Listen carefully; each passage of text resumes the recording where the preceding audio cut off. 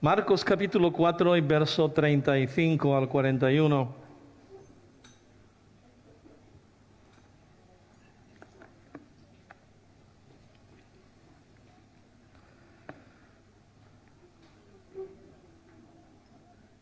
Se ha hablado mucho sobre este pasaje, pero vamos a ver si Dios hoy nos dice algo nuevo, algo que nunca antes hemos oído, o que al menos te puede en este tiempo, en este momento, en este paso por tu vida, pueda ser un rema, una palabra de Dios para ti.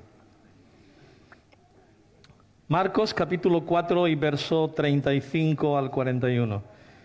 Y dice así la palabra del Señor, y la leemos en el nombre del Padre, del Hijo y del Espíritu Santo. Aquel día, cuando llegó la noche, les dijo, habla Jesús a los discípulos, pasemos al otro lado.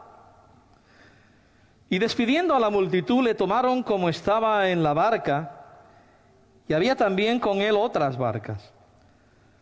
Pero se levantó una gran tempestad de viento, y echaba las olas en la barca, de tal manera que ya se anegaba. Y él estaba en la popa durmiendo sobre un cabezal. Y le despertaron y le dijeron, Maestro, ¿no tienes cuidado que perecemos? Y levantándose reprendió al viento y dijo al mar, Calla, enmudece. Y cesó el viento y se hizo grande bonanza. Y les dijo, ¿por qué estáis así amedrentados? ¿Cómo no tenéis fe? Entonces temieron con gran temor y se decían el uno al otro, ¿quién es este que aun el viento y el mar le obedecen? Que Dios bendiga su palabra. Una tormenta en el mar es algo impresionante. Yo no sé si tú has estado alguna vez en un barco en alta mar y has vivido una tormenta. Yo sí lo he vivido. Yo fui marinero haciendo el servicio militar aquí en España y más de una vez nos pilló una tormenta y de verdad te digo que aquello parecía que se movía más que yo que sé, no sé cómo decirte, pero se movía de una manera increíble, y sobre todo cuando estás abajo del todo, allí donde duermen los marineros, cuanto más abajo, más se mueve, y más te mareas. Así que yo he vivido tormentas, y también he vivido tormentas en mi vida. Me imagino que tú también has vivido tormentas, ¿verdad? Hay tormentas que azotan a las personas, que azotan nuestras vidas, que son tan impresionantes como esta que encontramos en el mar de Galilea con Jesús y sus discípulos en la barca. Y aquí vemos a Jesús demostrando su poder sobre los elementos naturales. Pero a la vez también les quiere dar una lección de fe a sus discípulos.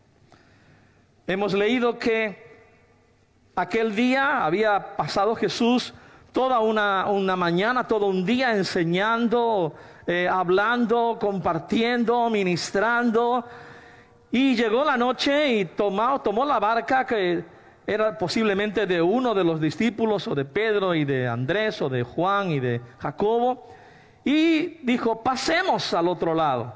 Había que cruzar el lago de Genesaret o mar de Galilea. Pero ¿qué significa tempestad? En el griego la palabra que se usa para describir la tempestad es la palabra seísmos, de la cual proviene la palabra sismo. Cuando nosotros nos referimos a un terremoto, nos referimos precisamente a esto, algo que conmueve y que de alguna forma agresiva y a veces mortal, ¿verdad? También encontramos que la palabra grande, porque dice que había grandes olas, ¿verdad? La palabra grande se utiliza para referirse a las olas. Mira qué ola más grande, ¿verdad? Decimos habitualmente. Y proviene del adjetivo griego megas, lo cual sugiere algo agrandado 1.000.000 de veces, megabytes. 1.000.000 de veces. Por tanto, podemos entender la magnitud de aquella tormenta. y que además se presenta de una manera súbita, con fuertes vientos huracanados que hacían levantar olas gigantescas por encima de una barca frágil. Yo he visto las barcas aquellas. Yo estuve en Israel,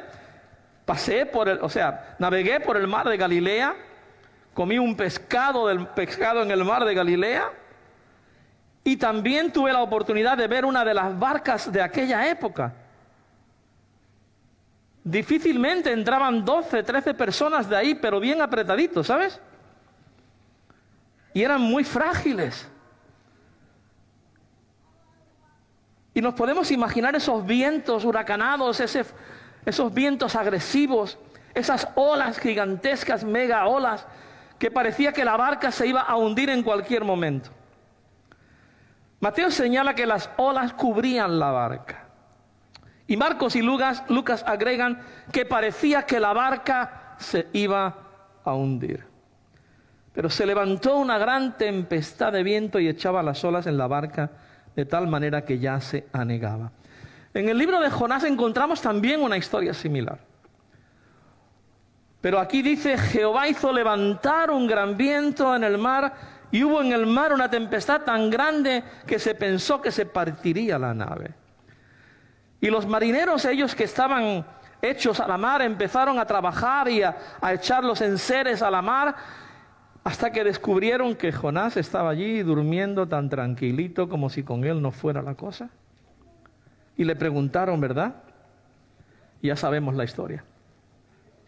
Posiblemente los discípulos, que también algunos de ellos eran marineros, como Juan, Jacobo, Simón y Andrés, lucharon por estabilizar la nave, no despertaron inicialmente al maestro. Ellos eran experimentados, además pescaban todos ellos en ese mar de Galilea. Habían visto muchas tormentas, habían estado en medio de muchas de ellas, pero yo creo, casi seguro, sin equivocarme, que esa tormenta fue provocada, yo no sé si por Dios mismo o provocada por el enemigo. Porque hay cosas que después de que pasa Jesús al otro lado acontecen y suceden cosas grandiosas. El endemoniado gadareno, la mujer que es sanada del flujo de sangre, la hija de Jairo que es resucitada. Pero yo no sabría decir si fue Dios o si fue el enemigo. La cuestión es que ciertamente aquella tempestad es provocada de alguna manera. Y dice que Jesús dormía. ¿Y qué hacen los discípulos? Los discípulos entran en pánico, se asustan, entran en pánico, ven la tormenta, porque yo entiendo que ellos vieron que aquello no era natural, aquello era sobrenatural. No se asustaban por tormentas que ya habían ellos visto en ese lugar, porque el mar de Galilea está como a 200 metros por debajo del nivel del mar. Y soplan unos vientos que vienen de la parte de los montes, que a veces cuando entran abajo, los vientos fríos con el calor de abajo, provocan vientos un poco fuertes y también algunas olas. Es increíble porque es un lago, pero también se llama mar de Galilea, pero provoca olas en el lago. Y provoca pequeñas tormentas. Yo creo que ellos habían visto muchas tormentas, pero ninguna como esta. Y ellos le dicen, como dice Mateo: Señor, sálvanos que perecemos. Marcos dice: Maestro, ¿no tienes cuidado que perecemos? Y Lucas dice: Maestro, Maestro, que perecemos. Sea como sea, debió de haber un sinfín de gritos, de clamor, de ayuda a Jesús, a tal punto que le interrumpieron en su sueño, le despertaron. Y cuando Jesús se despierta, ¿qué es lo que le dice? ¿Por qué teméis, hombres de poca fe? ¿Por qué teméis? Y yo me imagino, porque la realidad es que si Cristo va conmigo en mi barca, yo no tengo nada que temer. Y Jesús les está diciendo a ellos: ¿pero por qué teméis, hombres de poca fe? Entonces se levantó y reprendió los vientos y al mar, y se hizo una grande bonanza. Y los hombres ellos que estaban allí en la barca se maravillaron y dijeron: ¿quién es este que aun los vientos y el mar le obedecen? Aquí vemos, en el original describe a Jesús tranquila y plácidamente dormido. El tiempo que se usa en el griego, cuando dice Jesús estaba dormido en la popa de la barca, da el sentido de una persona que está tranquilo, plácidamente dormido, nada le perturba, nada le molesta, y la plena tempestad que hay sería para que despertara al más dormilón. Pero Jesús, también esto nos muestra el contraste de su divinidad y su humanidad. Jesús había tenido un día ajetreado de predicar, de ministrar, de enseñar, de estar con las personas, y eso gasta. Y se había quedado dormido. Ni el rugido del viento, ni la embestida de las olas, ni siquiera el balanceo brusco y continuo de la barca le pudo despertar. Y esto nos habla de cómo debe de ocurrir en nuestras vidas cuando tenemos fe. La paz que nos acompaña aún en medio de las peores situaciones nos hace estar seguros. Aún en medio de las peores situaciones de tu vida, cuando tienes la fe puesta en el Señor, cuando sabes que Dios está contigo, que Él va en tu barca, que no estás solo, porque Él prometió: no os dejaré solos, enviaré al Espíritu Santo. Y también dijo: estaré con vosotros todos los días hasta el fin. Y esto es un ejemplo de que cuando tenemos fe, la paz que sobrepasa todo entendimiento nos acompaña aún en medio de las peores situaciones. Y Jesús dijo: ¿por qué teméis? Ellos habían presenciado sanidades antes, pero sin embargo ahora el temor se apodera de ellos. El temor les hizo entrar en pánico y perdieron la calma, perdieron la seguridad. No podemos decir que perdieron su fe totalmente. Jesús no dice: os habéis quedado sin fe. Dice: hombres de poca fe. No dice: hombres sin fe. Porque ellos llamaron a Jesús, clamaron al Maestro, lo despertaron para que les salvara. Y esto expresa su confianza en Cristo. Las palabras poca fe en el griego original provienen de una sola expresión: oligopistos, y denotan falta de confianza. Eso es lo que ellos tenían, falta de confianza.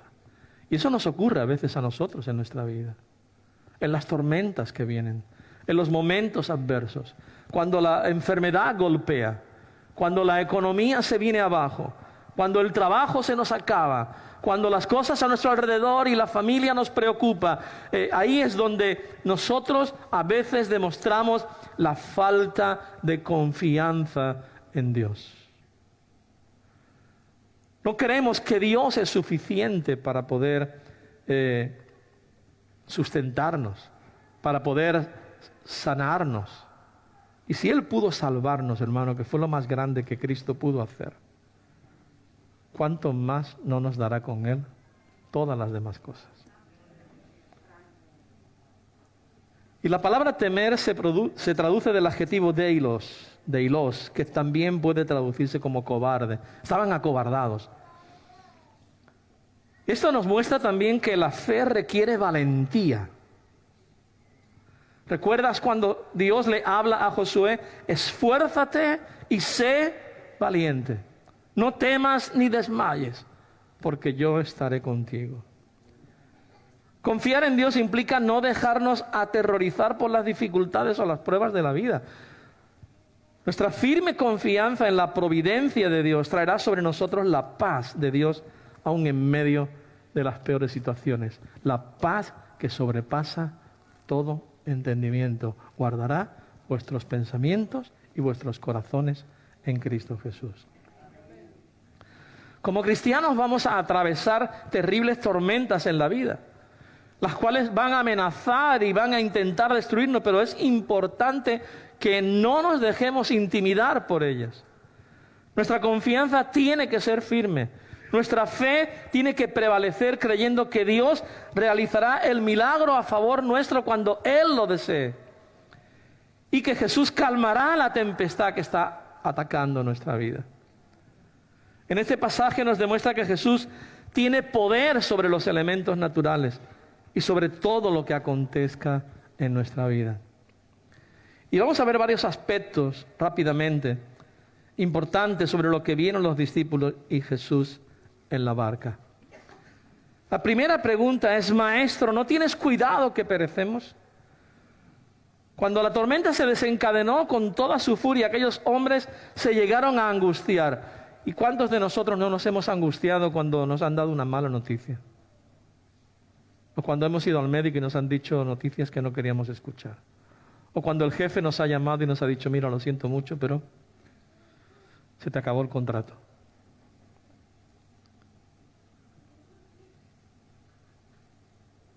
Y el ver cómo ellos están ahí, esto nos enseña varias cosas. La primera es que el Señor puso a prueba su fe en el ámbito de la vida cotidiana. Y Dios quiere probar nuestra fe en nuestro día a día, en nuestro caminar diario. La fe no solamente es para cuando vienen las pruebas. La fe no solamente es para cuando vienen las cosas graves. La fe es cada día. En tu situación, sea grande, sea pequeña. Nos enseña también que las tribulaciones y pruebas de la vida nos muestran nuestra inutilidad e incapacidad, aun en aquello que pensamos que, entre comillas, dominamos nosotros. Aquellos hombres, algunos de ellos eran marineros, y lo primero que hicieron fue precisamente intentar con sus fuerzas el poder sortear lo que estaba ocurriendo. Pero llegó un momento en el que ya no pudieron más y tuvieron que echar mano ¿de quién? Del que estaba allí dormido, de Jesús de Nazaret, del Maestro, del Señor. Y por último, estas situaciones nos quitan todo orgullo y autosuficiencia y nos sirven para atraernos al trono de la gracia de Dios. Cuando tú has gastado todas tus fuerzas, cuando tú has gastado todo tu potencial, cuando tú has invertido todo tu conocimiento y todas tus artimañas, porque los hombres usamos muchas artimañas, ¿sabes? Y cuando todas se han gastado y nos vemos que parece que nos va a engullir esa tormenta que está viniendo a nuestra vida, o esa prueba, o esa adversidad, ¿qué es lo que eso nos hace y nos motiva? A ponernos de rodillas ante el trono de la gracia y decirle: Señor, por favor, acude en mi ayuda.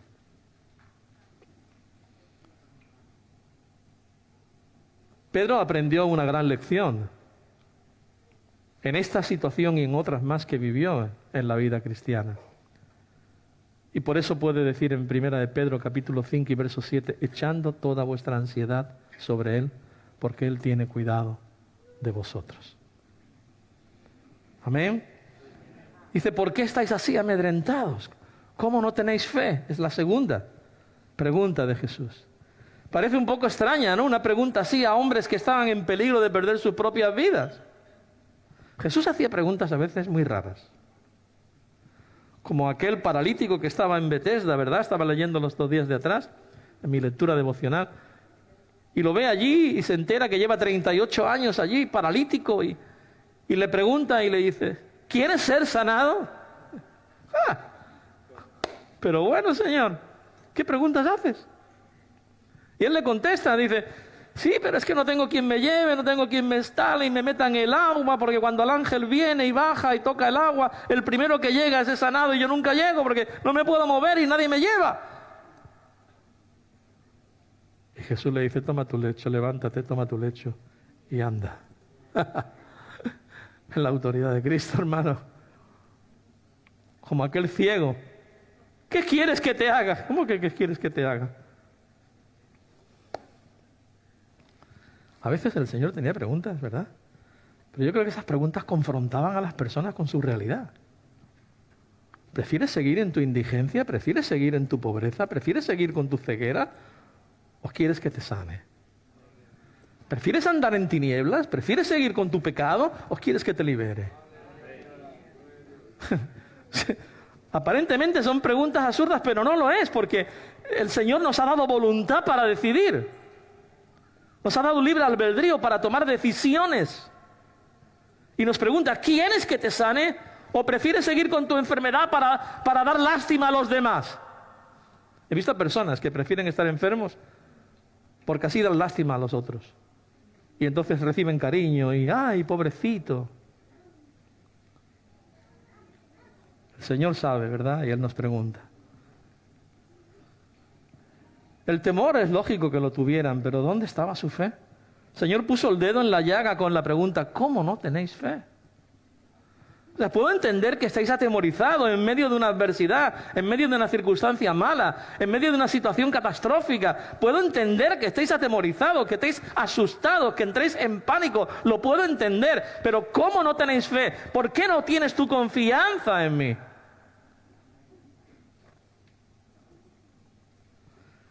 El mayor peligro no era el viento o las olas, sino la incredulidad de los discípulos. Y en nuestras vidas el mayor peligro no son las pruebas, es la incredulidad. Y esto ocurre con mucha frecuencia. Nuestros mayores problemas están en nosotros, no en nuestro entorno, no en nuestro alrededor. El Señor esperaba que después de tantas manifestaciones de poder como habían visto de Él, ya deberían de saber que el barco donde iba el Maestro con ellos era el lugar más seguro.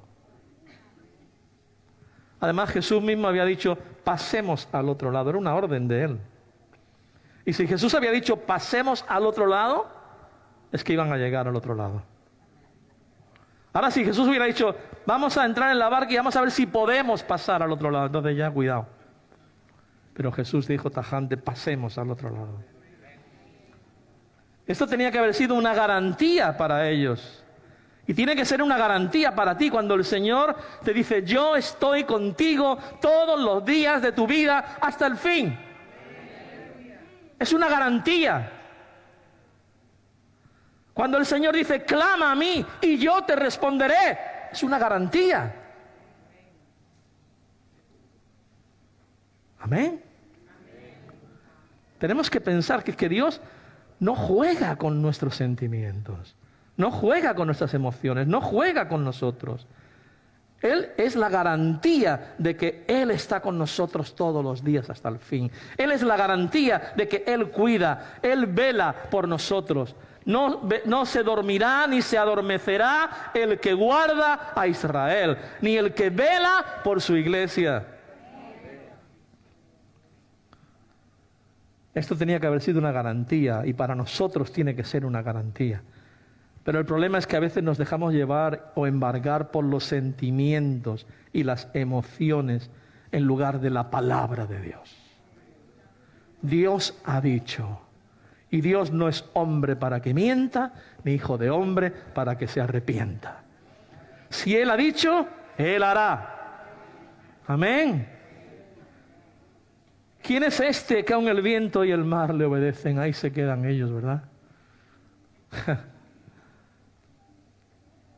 Tenían que aprender esta lección. Esto abrió los ojos y las mentes de los discípulos a ver algo más que a un hombre, que a un maestro. Vieron la majestad del Dios creador del universo, que había venido a la tierra humanándose en la persona de Jesús. Y el que iba con ellos en la barca no era un hombre, no era el maestro, era Dios mismo. Intuyeron que estaban en la presencia de Dios, pero no podían entenderlo. No podían entenderlo. Así que cuando la tempestad se calmó, volvieron a tener temor, pero en esta ocasión ya no era por las olas, sino por saber delante de quién estaban.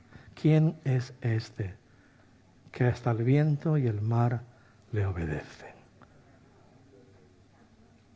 A mí se me pone la piel de gallina de pensar que estaban delante del Dios vivo, del Santo de Israel, del gran yo soy. ¡Ah! Dios mío, en aquella pequeña barca y pensaban que se iban a hundir y llamaron al maestro y cuando el maestro responde, no responde como hombre, responde como Dios. No, responde como hombre. No responde como maestro de Galilea. Responde como Dios. ¡Calla! ¡Enmudece! ¿Te imaginas? Ante aquel gran viento, ante aquella grande tempestad, ante aquellas grandes olas, el gran yo soy se levanta en medio de la barca y le manda al viento y al mar que callen, que enmudezcan, y dice, y se hizo una grande bonanza. ¡Aleluya! Amén.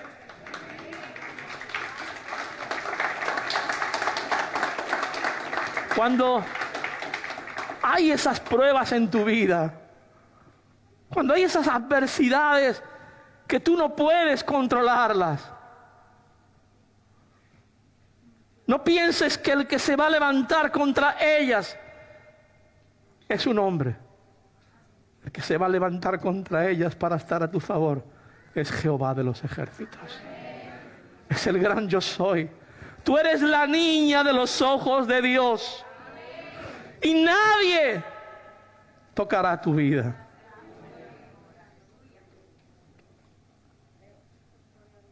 Reprendió al viento.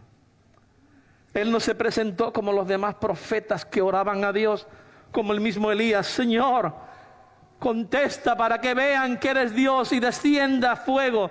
Él no necesitó orar para que Dios contestara, porque Él es Dios. Y solo tuvo que dar la orden, como cuando Lázaro, sal fuera. Oh, aleluya. ¿En qué Dios tenemos, hermano? ¿En quién has creído? ¿Quién es ese Jesús de Nazaret? No es un hombre, no es una imagen, no es un ser social. Es Dios hecho hombre. Y Él anduvo como hombre, pero cuando actuó como Dios. Él no tuvo que hacer como los profetas, orar para que Dios obrara. Él solo tenía que hablar. Porque dice la palabra, dice Juan, que en el principio era el verbo era con Dios y el verbo era Dios. Y por Él todas las cosas existen.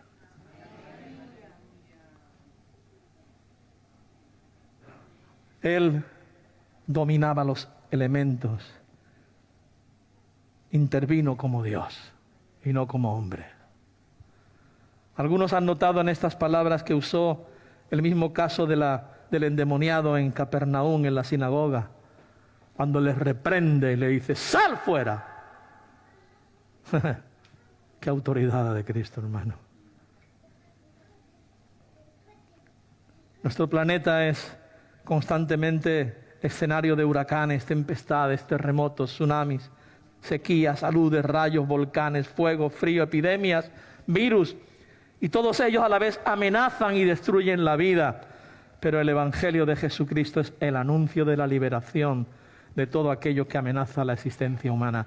Hermano, podemos estar en medio de la pandemia, pero Dios sigue siendo Dios. Y tenemos que aprender esta lección y con ello terminamos. El Señor estará con nosotros durante todo nuestro camino en la tierra. Y nada, mira bien, nada podrá impedir que lleguemos al otro lado. Amén. Nada, aleluya, nada ni nadie podrá impedir que lleguemos al otro lado.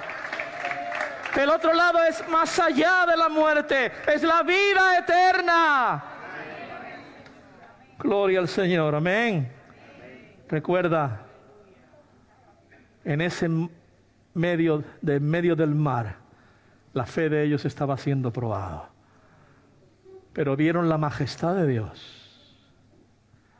y vieron algo más. Cuando llegaron al otro lado, vieron el poder absoluto del Cristo, del Jesús de Nazaret. Una niña resucitada, una mujer sanada del flujo de sangre y un endemoniado lleno de demonios, una legión tenía, fue liberado. Hermano, el Señor al que servimos, el Dios al que creemos, no es cualquier cosa, es el Todopoderoso. Vamos a ponernos en pie, por favor.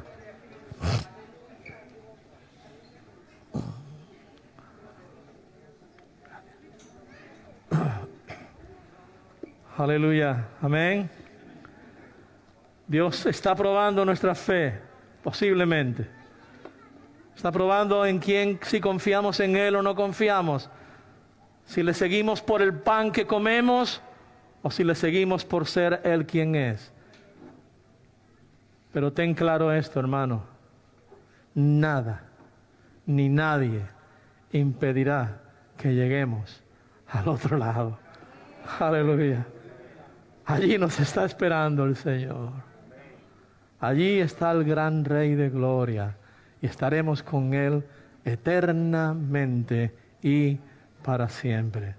Ni el COVID, ni las pandemias, ni las tempestades, ni los tsunamis, ni los terremotos, todo esto vendrá, azotará nuestras vidas, se llevará seres queridos. Pero sabemos algo, hermano. Dios ha dicho, estaré contigo todos los días hasta el fin.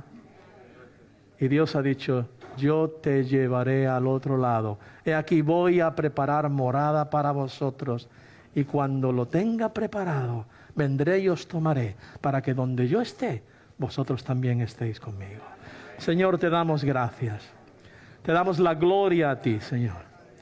Porque en medio de las tormentas de la vida, Señor, tú vas en nuestra barca. Señor, y mientras tú no salgas de la barca, Señor, podemos estar seguros. Quizás la barca se pueda quebrar, quizás la barca se pueda medio hundir, pero Señor, sabemos que tu deseo, tu propósito, tu plan de que crucemos al otro lado, lo llevarás a cabo, Señor. Ayúdanos, Señor, a que nunca, oh Dios, podamos permitir que salgas de la barca, Señor, que nunca sea nuestra vida tan pecaminosa que tú, Señor, no desees estar a nuestro lado. Ayúdanos, oh Señor, a confiar, a descansar y a saber que en medio de la adversidad, en medio de las pandemias, en medio de las dificultades, tú estás con nosotros. Y nos llevas, Señor, de camino a la eternidad, donde allí no habrá llanto, ni lloror, ni dolor, ni lágrima, y estaremos eternamente contigo. Recibe toda la gloria en el nombre de Jesús. Amén.